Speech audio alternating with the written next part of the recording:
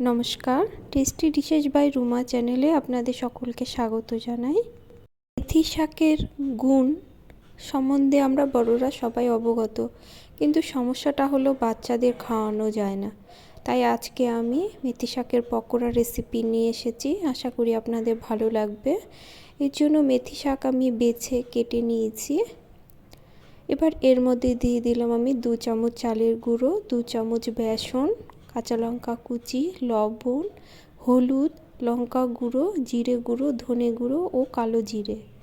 এবার ভালো করে মিশিয়ে নেব।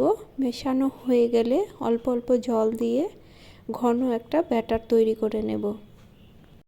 এবার কড়াতে আমি তেল দিলাম। আমি সাদা তেল ব্যবহার করেছি, আপনারা চাইলে সর্ষের তেলও নিতে পারেন। এবার ব্যাটার থেকে পকোড়ার আকারে গড়ে নেব। এক পিঠ ভালো করে ভাজা হয়ে গেলে অর্থাৎ লাল হয়ে গেলে উল্টে দেব। পকোড়াগুলো মিডিয়াম হিটে ভাজবো, তাহলে পকোড়াগুলো বেশ মুচমুচে হবে। 2 পিঠ ভালো করে ভাজা হয়ে গেছে, তেল থেকে তুলে নিলেই কিন্তু রেডি মেথি শাকের পকোড়া। আশা করি সবার ভালো লাগবে। সকলে ভালো থাকবেন। ধন্যবাদ সকলকে।